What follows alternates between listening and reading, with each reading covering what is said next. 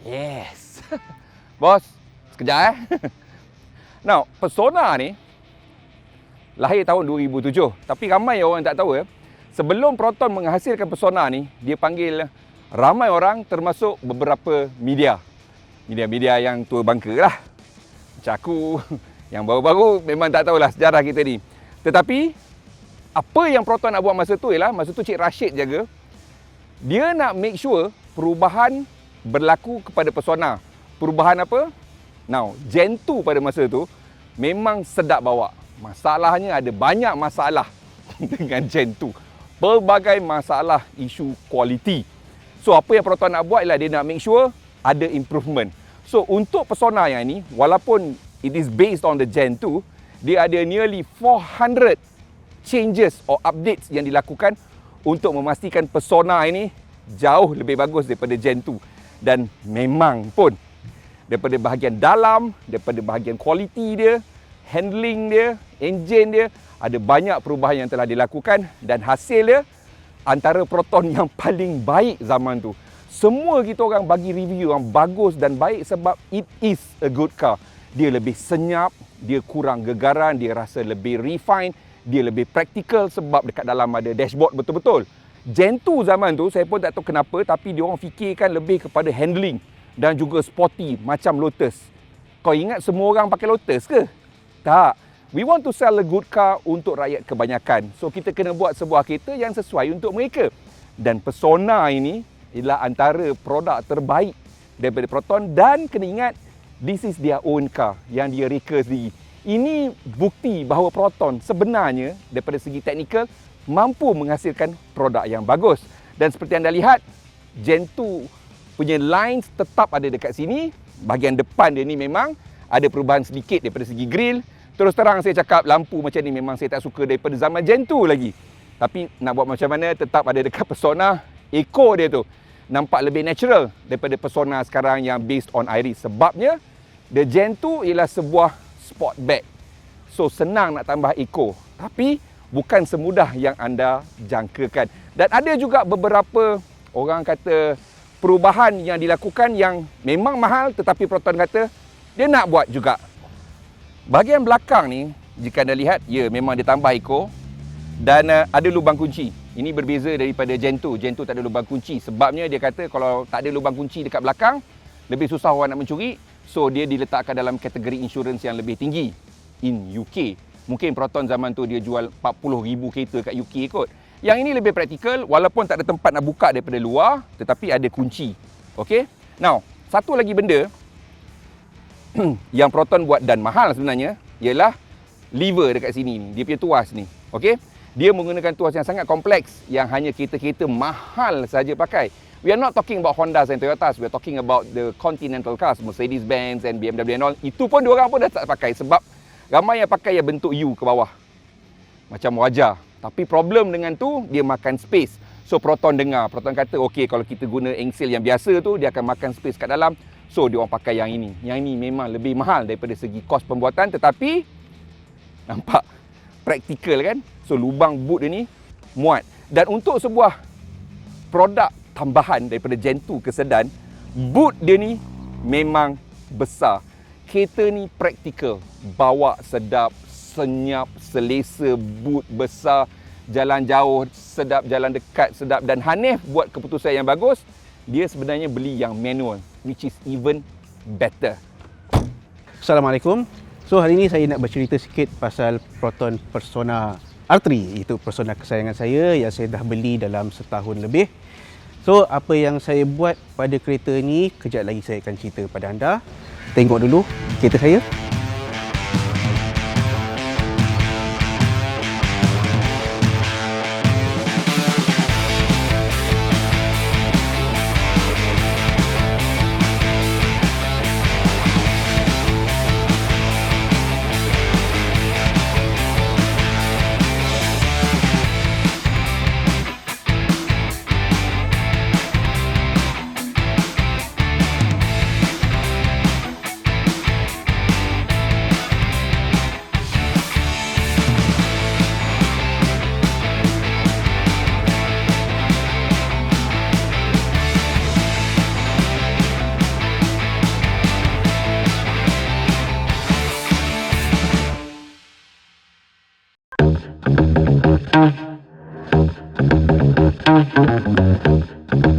Jadi Persona ni saya dah beli dalam lebih kurang setahun lebih. Masa tukar nama untuk Persona ni beberapa hari sebelum PKP 1.0 bermula. Jadi start PKP saya dah tak tahu nak buat apa sebab memang kita tak boleh nak berjalan ke mana. Lepas tu dah pergerakan dah dilonggarkan sedikit. Masa itulah saya boleh start modify apa pun tukar-tukar benda yang patutlah. Tapi benda pertama yang saya tukar pada kereta ni dia. Side mirror. Sebab apa? Ini bukannya model Persona Elegant, ini model Persona tahun 2010 beberapa bulan sebelum Elegant keluar. Jadi Persona yang lama side mirror dia memang kecil gila lah. So saya tak berapa suka. So buat keputusan tukar side mirror dulu. Sebab benda ni yang penting, kita nak tengok belah kiri belah kanan ada apa semua. Ini yang paling penting saya tukar. Tak lama lepas tu ada benda lain pula yang problem. Apa dia? Aircon. Blower aircon yang problem. Tak tahu macam mana, maybe dah sampai had masa, kereta ni pun dah lebih 10 tahun. So, benda tu saya tukar. Blower aircon lebih kurang dalam 180, tapi dia tak efek kat blower aircon saja, dia efek dekat switch tengah, switch controller tengah tu. Itu pun dah makan 280. Tak lama lepas tu, tak lama, lepas setahun lebih kurang, saya rasa fuel pump dah ada menunjukkan tanda-tanda sikit. Fuel pump pun saya tukar. So lebih kurang dalam anggaran RM500 lah. So untuk maintenance macam minyak hitam, transmission oil, brake pad dan sebagainya, untuk minyak hitam saya pakai minyak hitam berharga RM140. Transmission oil saya tukar dalam 110 and pad brake dalam 120 lah. Itu apa yang saya maintain kan pada Persona R3 ni. Bab kosmetik, kejap lagi kita cerita sekejap. Jadi bab kosmetik, saya mula-mula memang ada orang perasan lah sebab benda pertama sekali orang perasan pada kereta ni sebenarnya rim R3 ni. Rim R3 ni sebenarnya dah susah nak jumpa, rim 16 inci ni. Saya dapat daripada bekas awet saya yang sekarang ni menjadi bini saya sendiri. Dia pun jual pada harga lebih kurang RM1,000 je, memang murah masa tu, saya pun tambah lah. Daripada rim R3, kebetulan time tu suspension pun dah memang kong, kita kena tukar lah. Okay, suspension 4 batang lebih kurang dalam RM580. Sementara dia punya suspensi spring tu saya dapat daripada member saya sendirilah. Pada masa tu kawan saya memang baik hati, dia bagi saya spring gap GAB yang memang dia kasih saya free lah. Dia tak nak pakai sebab sebelum tu dia pakai kat wajah. So dia tak nak pakai, dia bagi saya. So hasil dia ni lah Persona yang boleh dikatakan taklah nak kata lowot sangat, tapi okey lah, ngam-ngam lah. Selesa pun selesa. Dan sporty, tak dah sporty sangat, tapi handling dia dah jadi lagi sedap lah, terutama kat corner. So lepas daripada pasang rim R3 tu tadi, member pun dah racun lah. Dia bagi saya katalog untuk belek-belek. Dia bagilah bumper depan R3, skirt sisi R3 dan juga skirt belakang daripada R3. Jadi untuk bumper depan, kos dia dalam lebih kurang 380, skirt sisi kiri kanan dalam 200.5 dan skirt belakang 220. Sementara kos cat pula lebih kurang RM500 ke RM600 lah, bergantung pada kedai. Dan yang paling last sekali yang saya buat adalah headlamp. Headlamp kalau ikut model Persona yang lama memang, yalah kereta pun dah lama, so memang dah kuning habis. So apa yang saya buat, saya ambil headlamp Persona Elegant dan saya minta member saya tambah unit DRL ring.